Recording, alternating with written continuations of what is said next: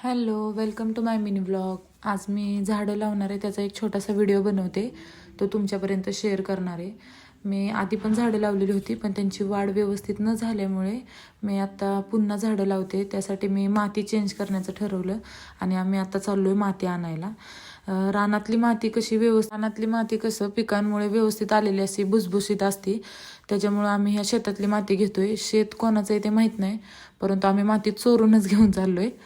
आणि त्यानंतर आम्ही इथं माती घेतली, आम्हाला हवी एवढी. कमीच आहे, पण जेवढी झाडांना होईल लागतं तेवढी. त्यानंतर आम्ही घरी चाललो आहे.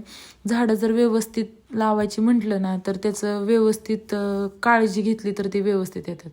त्यानंतर आम्ही रोडवरून जाताना इथं साऊंड वगैरे ठेवलेले होते, तर ते आम्ही बघत होतो कसे, तर त्याची टेस्टिंग केली. छोटा साऊंड होता, तो आम्ही चेक करत होतो कसा वाजतो. आवाज खूप फाटत होता, त्यांचा व्यवस्थित नव्हता, त्याच्यामुळे आम्ही तो कॅन्सल केला. त्यानंतर आम्ही घरी आलो आणि हे बघा, मी कृषी प्रदर्शनाला आम्ही गेलेलो होतो. त्यावेळेस मी तिथून 2 झाड आणि ते खत आणलं, तर त्यांनी आम्हाला सांगितलं सुद्धा की कसं वापरायचं वगैरे. त्यानंतर आम्ही इथं टोमॅटोचं रोप लावतोय. टोमॅटोच्या रोपासाठी मी हे कॅरेट घेतले, का तर त्याची वाढ व्यवस्थित होण्यासाठी किंवा त्याला भरपूर जागा माती लागेल, त्यामुळं ह्यात आम्ही टोमॅटोचं रोप लावतोय.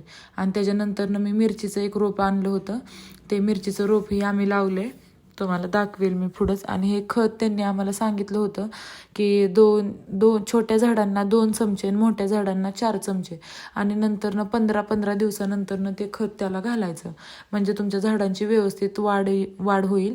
आणि ऊन आणि व्यवस्थित पाणीही किती वाटायचं, किती प्रमाणात वगैरे तेही ते सांगत होते. त्यानंतर आम्ही इथं मिरचीचं रोप लावलं. आणि मी कढीपत्ता आणि हे शेवंती विकत झाड आणलेलं. मी असं ऐकलंय कढीपत्ता घरचा येत नाही, त्यामुळे मी विकत आणले होते. Thank you for watching.